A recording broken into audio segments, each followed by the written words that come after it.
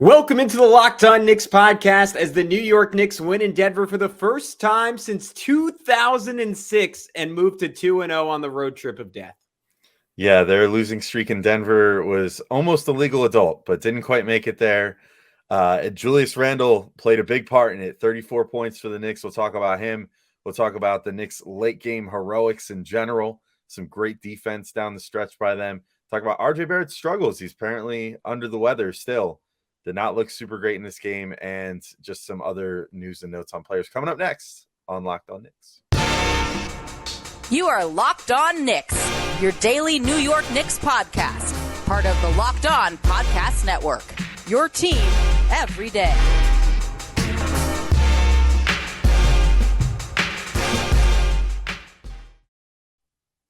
You are Locked On Knicks, your daily New York Knicks podcast. And we want to thank you for making Locked On Knicks your first listen today and every day. We are now available on all platforms, and that includes on YouTube. So if you want to go get your daily Knicks news and video form, you know where to go. Throw us a comment, throw us a like. All that helps a ton. And who's talking to you? I'm Gavin Schall, a play-by-play broadcaster. He is Alex Wolfe, the editor-in-chief of the Strickland, the greatest Knicks website in the whole wide world. You can check out all their work on all social media at thestrick.land. But Alex, it is time for celebration in Denver. First win since 2006. They talked about it during the broadcast. Let me see if I get it right by memory. The starting lineup in that game was Stephon Marbury, Jamal Crawford, who had something like 34 points.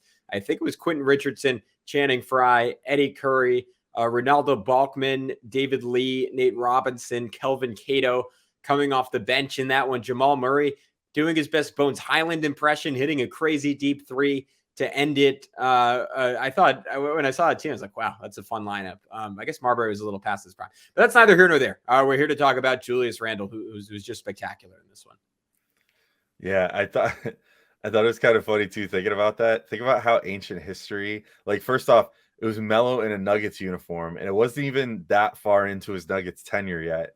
No. And then on top of that, like Melo hadn't even sucker punched Marty Collins yet by then.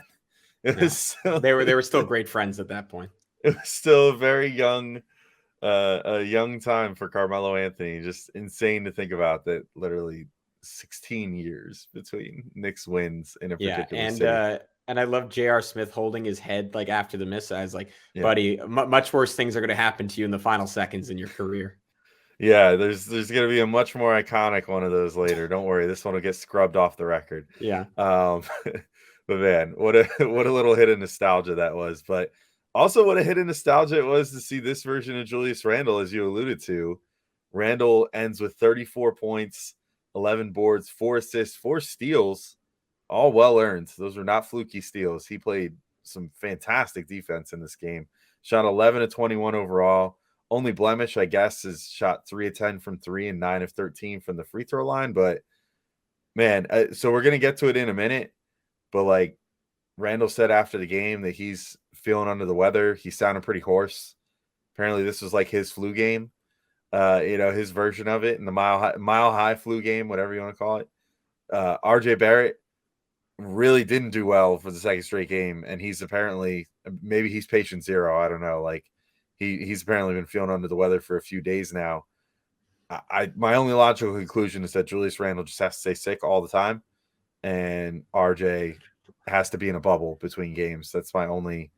And they can't have any physical contact with one another. No chest bumps, no high fives, nothing. That's just how it's going to have to be going forward. But Randle was phenomenal. I'll keep it somewhat brief and then throw it to you, Gavin. But I think the play of the game for me from Randle was the one that I think also made the MSG play of the game, which was, he was just smothering whoever it was he was covering all night and staying up on them, in a smart way, working on trying to generate steals. And I believe it was Jeff Green that he was on in this one at a pretty pivotal juncture where the Knicks were trying to push the lead out a little bit. Down the stretch there after they had managed to come back and reclaim the lead.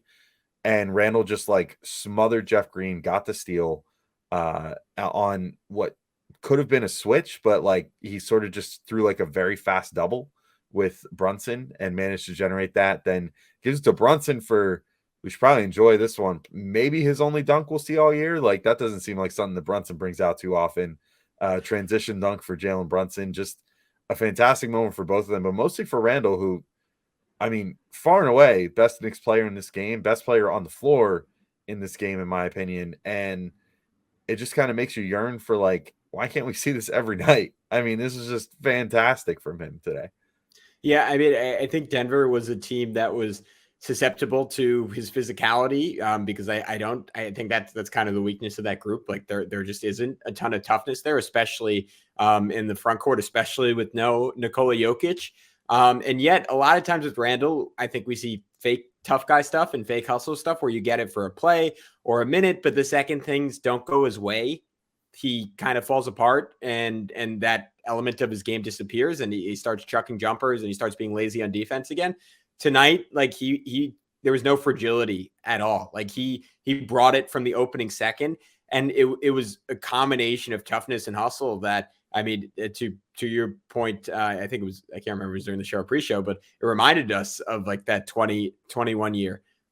Because he was killing people. Like whenever he got switches, he was just, like, he brutalized KCP in what should have been an and one, but he missed the free throw on a fourth quarter back down. And then defensively, I mean, multiple possessions where he did great work on Jamal Murray beyond just the steals. Like got him on a switch one time, forced a really tough fadeaway. Had another time where Murray drove right into him at the rim, just flashed some great verticality. And this was a game, I mean, beyond just like some of the post-ups that he had, some of the shot making that he had, I think, similar to the first couple of games of the year, really flashed just the work he did on his conditioning, his athleticism over the summer. I mean, just some absolutely sick finishes on layups. Like had one in the first half where he pumped, got by his guy, went to the rim. And again, that's why you got to be watching on YouTube. Did one of these, like the up and under one-handed lefty scoop. But then he replicated that move on a putback of an Immanuel Quickley miss. And to me, that was like a top 5 play I've ever seen from Julius Randle. It was just absurd athleticism, catching it in catching with one hand in the air, and having time to go up and under with it while still floating. Like he is just, he is at a completely different level shape wise. And we haven't gotten to see it a whole ton because he hasn't hustled a lot. And there were still a few moments this game that I would take back, but man, oh man, if he was sick, playing in altitude, fighting through it, very few complaints. He was fantastic in this game. Yeah, I thought so too. And really the whole team was great down the stretch. Like we got to give a shot, and I'm sure we'll talk about them more in a minute, but like Immanuel Quickley, Jericho Sims both come up with huge defensive plays down the stretch. Like Quickley just straight up denied Jamal Murray on the final shot. And I mean, Jamal Murray like lives for those moments, like to tie a game or win a game or whatever, and could have tied this one on that final possession. And Quickley was just like, nope, like I am the best perimeter defender on the Knicks right now. And I'm going to unequivocally state that right now with how I'm going to just completely obliterate you on defense right now. And he did, like Murray thought he had something with the one-on-one there, and it just didn't turn into anything because Quickley was just like, I know you're not going to go inside, so I'm just going to stick to you on the 3-point line here, and you're not going to get the shot you want, and you're just going to have to live with that. Fantastic ending for him. Brunson, I don't know what more there is to say. Like he's just such a great stabilizing presence. Like when Randle was not coming through, like there was kind of a rough stretch in the third quarter. Like Brunson, as usual, just kind of casually buoyed the Knicks for a bit there, and helped them stay where they needed to be to then make that comeback later. And then of course he was part of some of those big plays down the stretch, like that one I mentioned with Randle. He's just such a great stabilizing presence. Like it's games like this where you look at the results that this team could put together when they're at their best, and you think to yourself, like, especially on a night when RJ Barrett like truly did not have it, like he was beyond not having it, he was just awful in this game. Like you look at the talent level on this team and you go, how the heck does that game against the Thunder or any game similar to that ever happen with a group this talented? Because they flashed it today. Like this can be at their best a very good team. Yeah, I'll stop at good, but I think they can be a good to like slightly above 500 record because there's just so much depth here. Like there aren't a lot of weak spots. I mean, tonight RJ Barrett was a glaring one, but when things are clicking and the right guys are on the court and the rotation's a little shortened, meaning there's no Evan Fournier, there's good things to be had. And I want to continue the discussion on Immanuel Quickley's defense, because I thought, and Cam Reddish's defense, because man, they make such a difference.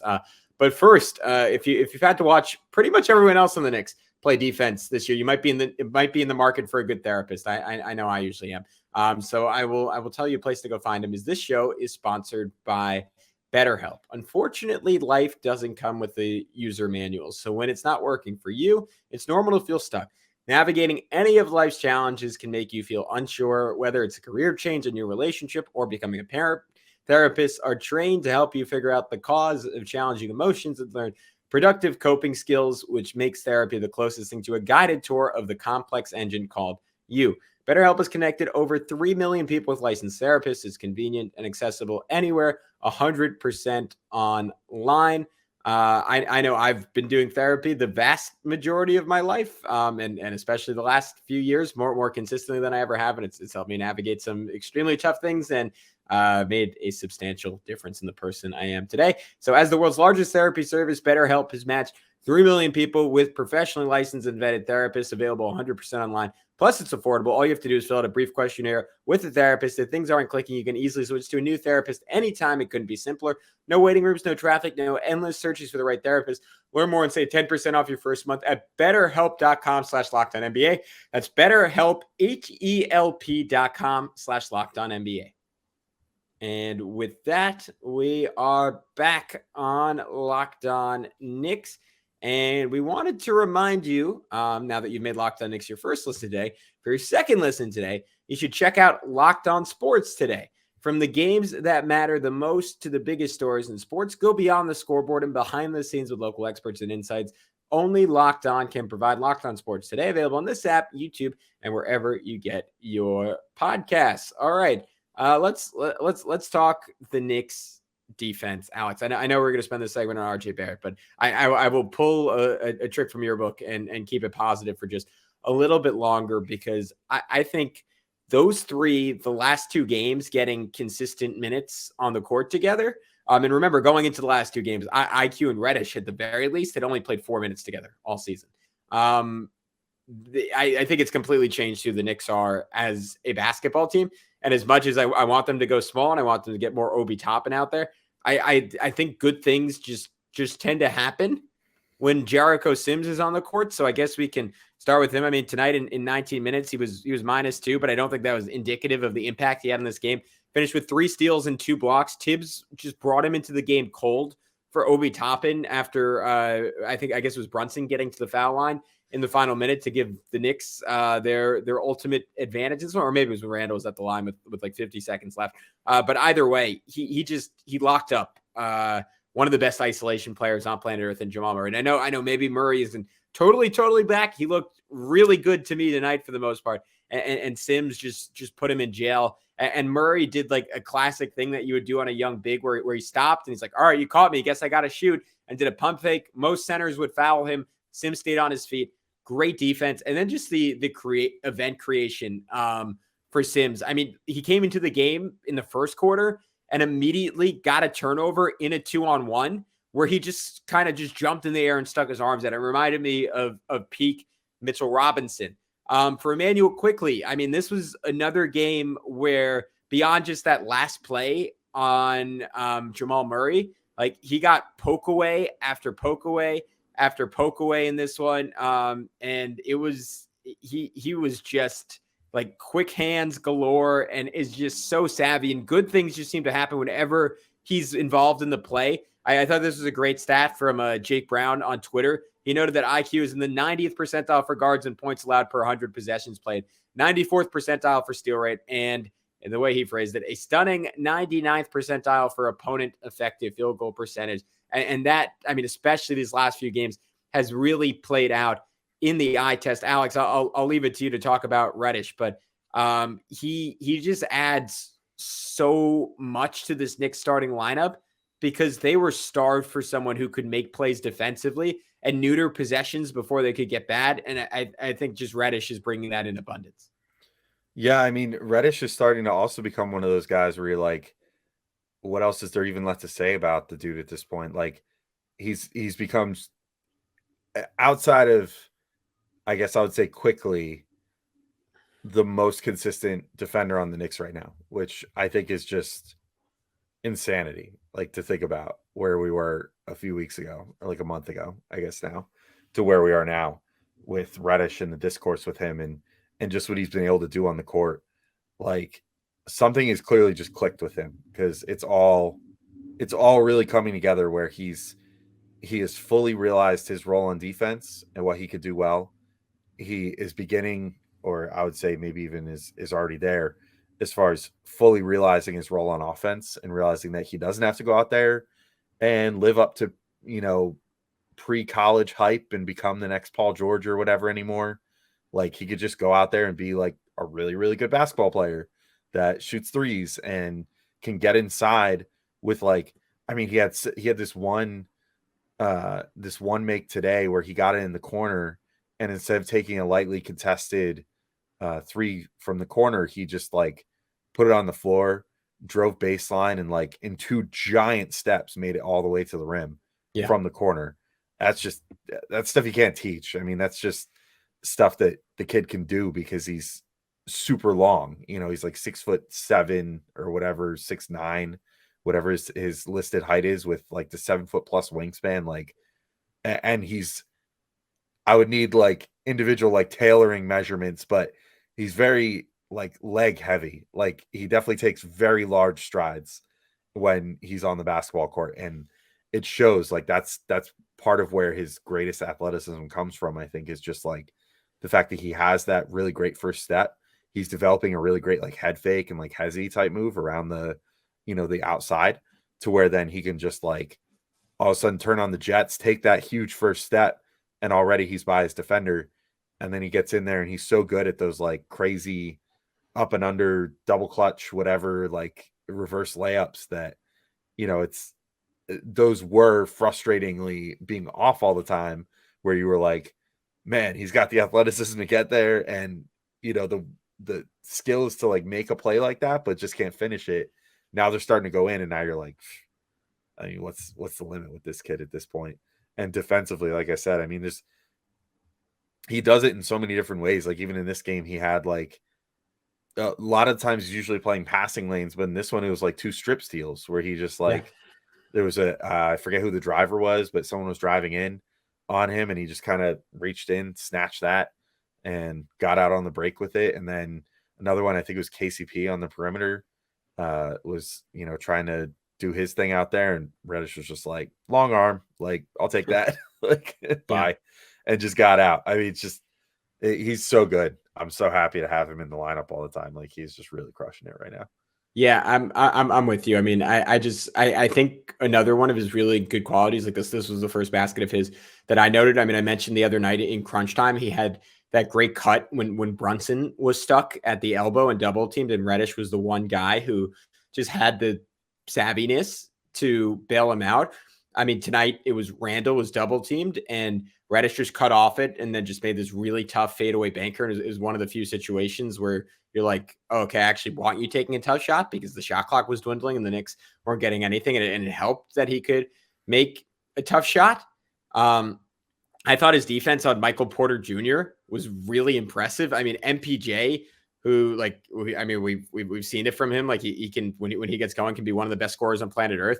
He was 1 for 8 in this game. And a lot of that was Cam just like playing up on him and being long and ensuring that he never got into rhythm. I mean, I think the most, like I could go over more plays, but the most distinct way I can sum it up is like he went from being the least reliable Nick and kind of the guy who was like, all right, you never know what you're going to get from him from night to night. Like, oh, he just took 4 more stupid shots. That sucks.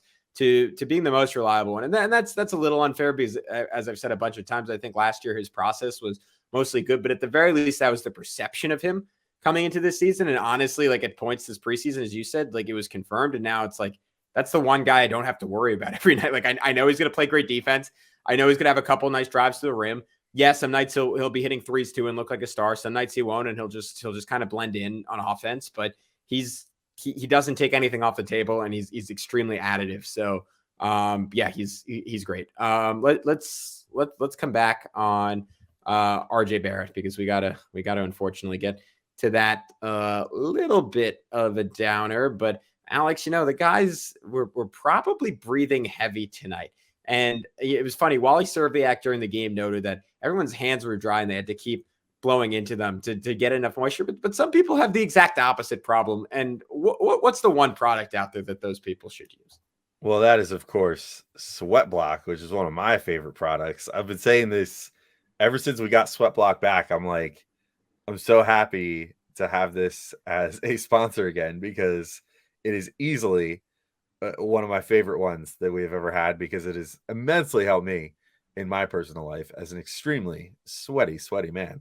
The last few weeks prior to this week, when it finally cooled off again, was like my nightmare, where it was unseasonably hot. Nowhere had their air conditioning on because everyone expected it to be like 50. And all these businesses or whatever don't want to turn their AC back on. I was out like at a cidery with some friends for a friend's birthday, and like we were inside, and I found myself like almost sweating in there, even sweating a little bit. And I'm like, ugh, this is just always embarrassing. You always, if you're like me, you're always got to like plan what color shirt you're going to wear around, like if you think you're going to be sweating a bunch or whatever. I bought a bunch of like nice, like dry fit shirts because like I literally like need to wear that all the time. So yeah, luckily though, I have SweatBlock in my life. And when I wear SweatBlock, those problems go away, which is crazy because that's never been the case in my entire life. I've been sweating my entire life. SweatBlock wipes were invented by a doctor and they're guaranteed to work or you don't pay. They call it SweatBlock's dry shirt guarantee. If SweatBlock doesn't keep you dry, you get your money back. And it's really just as simple as you put the SweatBlock on your affected area, like say your armpits at night, you sleep on it, you wake up in the morning and you take your morning shower and wash it off, and then you're sweat free for a week. It's really pretty crazy. So if you or someone you love is experiencing embarrassing sweat or odor, try SweatBlock risk-free today. Save 20% with promo code LOCKEDON at sweatblock.com. And it's also available on Amazon.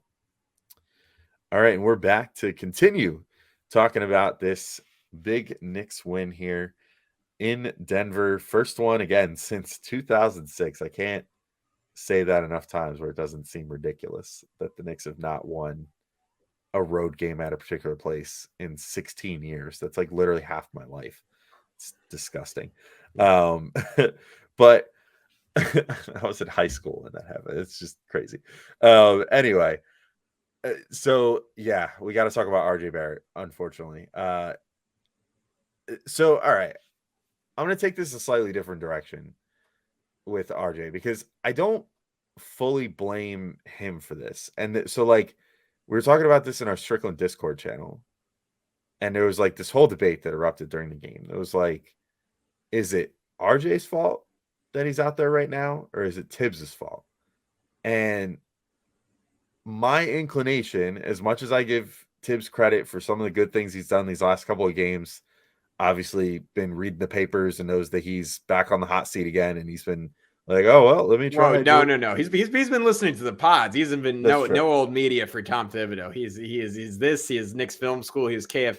He is all the other ones just in his KFTV. Yeah, he's KFTV, definitely checking that out. He's waiting for his favorite callers to call in on KFTV. But like,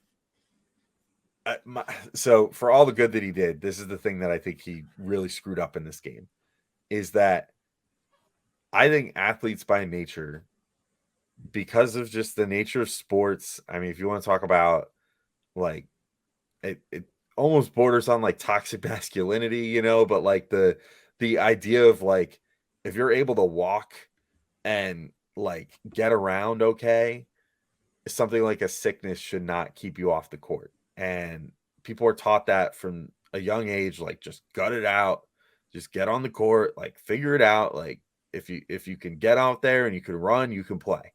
And I feel like that was RJ's mentality going into this game.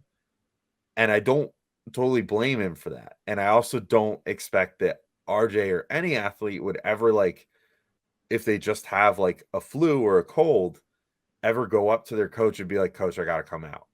Because especially with a coach like Tibbs, I feel like that doesn't reflect well on you. Like that's definitely going to come back to bite you at some point, because he's an old school coach that definitely isn't going to be like, okay, you do what's best for you. He's going to be like, get your butt back out there, Barrett. Like you're walking, you can figure this out. Like just tough it out. And that's sort of where the problem was for me in this game. I don't understand how Tibbs can put Grimes out there, who's been struggling with an injury. But once he got on the floor, I mean, he looked rusty, but he didn't look physically hampered. I didn't see him like wincing on his foot or, looking like he was gingerly getting around, but he was rusty, and Tibbs recognized that and took him out after like 5, 6, 7 minutes these last few games. Or not the last two, but the few games prior to that. I don't understand how he throws RJ out there, and RJ's like 0 of 10, obviously under the weather, obviously has a flu or something, and says like, this is totally fine. Let me play this kid like 16 minutes in the first half. And like, what was his total minutes total? I didn't even look. His total minutes with 31. 31. All right. So he scaled it back a little bit in the second half, but like that really hurt the Knicks in the first half, playing him that many minutes. Like he was, much I hate to say, he was a huge negative in this game. He played the same amount as Jalen Brunson. Just let that sink in. It shouldn't be. It shouldn't be. I mean, to me, that's on Tibbs. So like, we almost went this whole episode without having something that's on Tibbs in this game. And I thought that all in all, he coached a pretty decent game in this one. But that to me, like, I'm just like, can't you just like coach a completely great game for once? Like, how are you going to leave this kid out there, like knowing that he'll never pull himself and just like assume that he's going to just magically like get better in the middle of a game when you know that he's sick and you can see that he literally like can barely jump off the ground right now? I don't get it. I didn't like that. That annoyed me. And RJ, as a result, had just a horrendous game in this one. Yeah, it was malpractice. I mean, I think, look, like the logic was just that he doesn't feel like he has anyone else at that spot because he's, I guess Fournier is fully banished. Grimes, I will reiterate, because I saw some people tweeting like, why isn't Grimes just out there? Like, I think we're both on the same page. Like he's definitely not healthy. Like whatever is going on is not resolved. Then you have Sri Mikhailuk. And I guess you could have played Reddish more, but Reddish played 37 minutes. So I think that was Tibbs's logic is like, look, dude, like if we have to go to a Quickley, Brunson, Reddish lineup, like that's just going to be too small. But I guess ultimately like that was probably the answer, right? Like this was the game to give Quickley 40 minutes. And I think Quickley would have been fine with it. If you had to play Derrick Rose 22, like just whatever you had to do to like prop that up, because RJ, like it would have been one thing if you were like, all right, he's really moving well defensively and he's still able to contribute on that end. But Jamal Murray was like lighting him up in the first half. Like Murray got going because he saw RJ was like didn't have the speed or just the conditioning to play up on him, and he was just put 3 after 3 after 3 in his eye, and that's where the Knicks really got in trouble in the first half.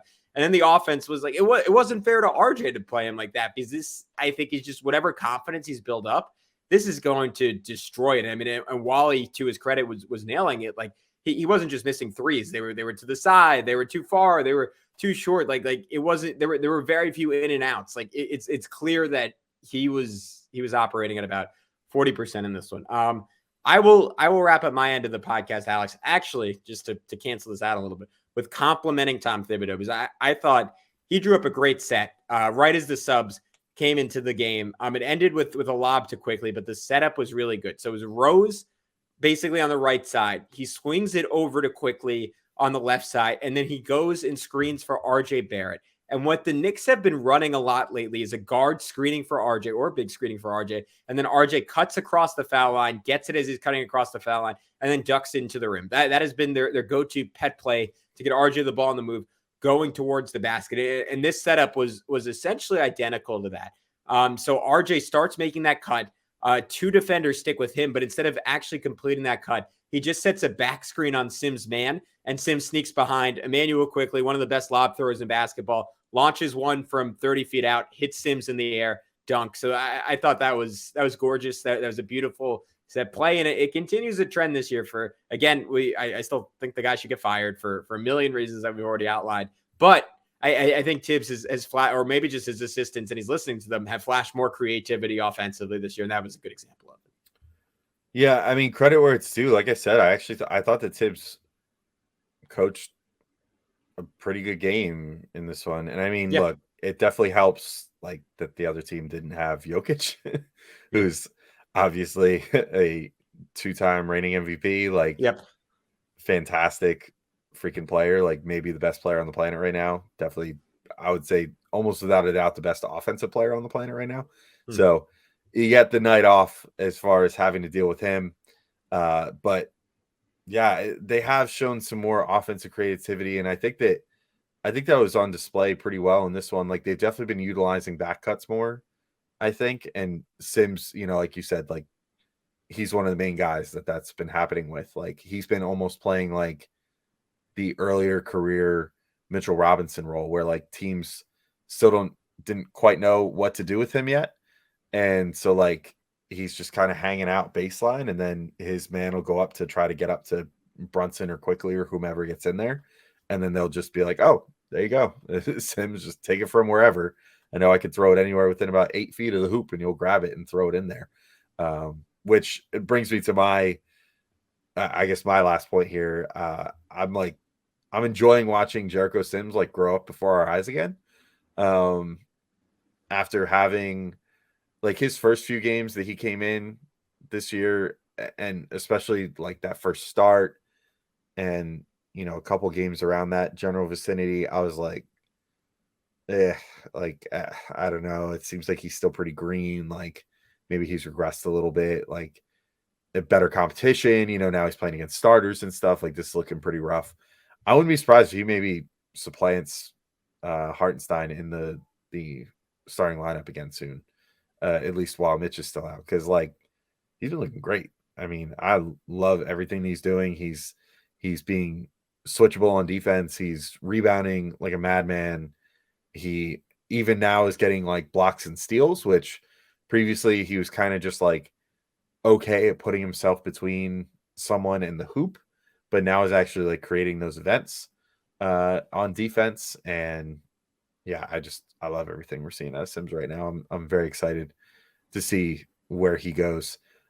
On the other side of that, I thought that Hartenstein was a little disappointing in this game, like fouled a lot and just otherwise felt pretty invisible on the court. So it was a really good thing that Sims did do what he did. And then also the Tibbs decided to go to a little bit of Randle and Toppin in the second half, which I thought was a great move too. I think it kind of did exactly what it was supposed to, which kind of caught the Nuggets off guard a little bit and allowed the Knicks to do some good stuff there. So yeah, it was a great curveball. Yeah. But with that, we will wrap up this edition of the Locked On Knicks podcast. Stay tuned. Tomorrow we will have some draft content for you guys. That'll be a lot of fun. So until next time, for Alex, I'm Gavin. We'll talk to you soon on Locked On Knicks. Peace out.